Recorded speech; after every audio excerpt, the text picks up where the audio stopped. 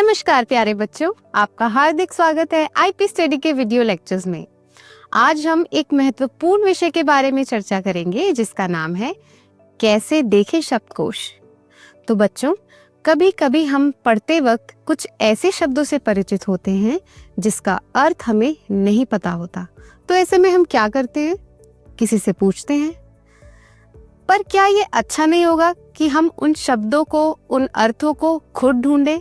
और ये हम कैसे कर सकते हैं? शब्दकोश की सहायता से। तो आज इस अध्याय में हम सीखेंगे कि शब्दकोश कैसे देख सकते हैं। तो चलिए इस रोचक विषय को शुरू करते हैं। जब हम पुस्तकें अथवा पत्र पत्रिकाएं पढ़ते हैं तब हमारे सामने कई ऐसे नए शब्द आते हैं जिनके अर्थ से हम अनभिज्ञ होते हैं। तो कोई भी चीज पढ़ते हुए, किसी से बात करते हुए हमारे सामने कई ऐसे शब्द आते हैं जो अनजान होते हैं, जिनके अर्थ हमें नहीं पता होते।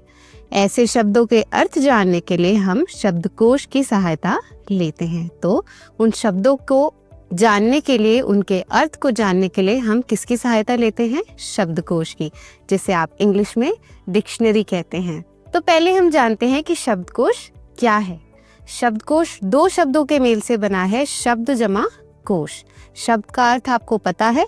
कोश मतलब होता है भंडार, यानी ऐसी जगह जहां शब्दों का भंडार हो, जिसमें संबंधित भाषा के हजारों शब्द, उनके सही अर्थ तथा उनका व्याकरणिक रूप दिया जाता है। यदि हमें किसी शब्द का अर्थ जानना हो तो हम शब्दकोश की सहायता से जान सकते हैं। तो शब्दकोश में क्या होता है? ऐसे हजारों शब्द होते हैं जिनके अर्थ दिए होते हैं, उनका व्याकरणिक रूप दिया होता है। तो यदि हमें किसी शब्द का अर्थ जानना हो तो हम तुरंत शब्दकोश की सहायता ले सकते हैं, मगर हमें संबंधित भाषा की वर्णमाला के क्रम को जानना चाहिए। परंतु यह आप तभी कर सकते हैं जब आपको वर्णमाला के क्रम का सही ज्ञान हो।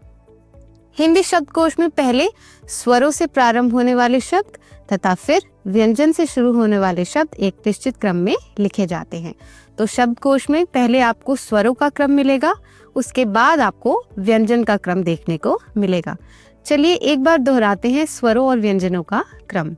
स्वरों का क्रम क्या है?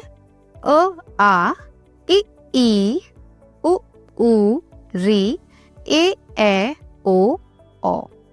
व्यंजन का क्रम है क, ख, ग, घ, अंग, च, छ, ज, झ, ञ, ट, ठ, ड, ढ, ण, त, थ, द, ध, न, प, फ, ब, भ, म, य, र, ल, व, श, श, स, ह, क्ष, त्र, ज्ञ, श्र।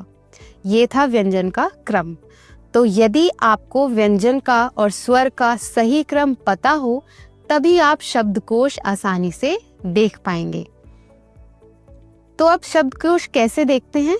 स्वर तथा व्यंजन को क्रमबद्ध जानने से शब्दकोश देखना बड़ा आसान हो जाता है। तो यदि आप स्वर और व्यंजन का सही क्रम जानते हैं तो आप शब्दकोश बड़ी आसानी से देख सकते हैं। उदाहरणतः आपको कलश शब्द का अर्थ देखना हो, यदि आपको जानना हो कि कलश का क्या अर्थ होता है तो पहले आप क अक्षर ढूंढेंगे, फिर उसके साथ ल और फिर श। तो आपको इन तीनों का क्रम पता होना चाहिए, उसके बाद ही आप इसे शब्दकोश में ढूंढ पाएंगे। इस तरह हम शब्दकोश में अनेक शब्दों के अर्थ ढूंढकर अपने शब्द ज्ञान में वृद्धि कर सकते हैं। तो ऐसे ही जब भी आप कोई नया शब्द सुने तुरंत शब्दकोश खोलिए, उसमें क्रम के माध्यम से वह शब्द ढूंढिए और अपनी शब्द ज्ञान में वृद्धि करें, शब्द ज्ञान को बढ़ाएं। आज हमने इस पाठ में नई चीजें सीखी और कुछ महत्वपूर्ण बातें भी हैं।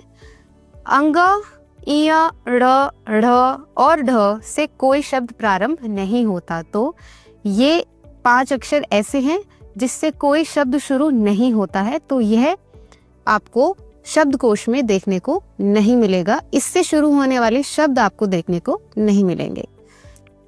क्ष, त्र, ज्ञ तथा श्र को ह के बाद नहीं ढूंढना चाहिए। इन्हें क्रमशः पहले अक्षर के साथ लगी सभी मात्राओं के बाद देखा जाता है। शब्दकोश में 12 खड़ी का क्रम कैसे होता है ये देख लीजिए। पहले आपको अंग की मात्रा मिलेगी, फिर अनुनासिक की, फिर क यानी जिसमें कोई मात्रा ना हो, फिर आ, फिर इ, फिर ई, फिर उ, फिर ऊ, फिर ए, फिर ए, फिर ओ, फिर औ और अंत में आधा अक्षर या आधा वर्ण। तो ये था आज हमारा अध्याय।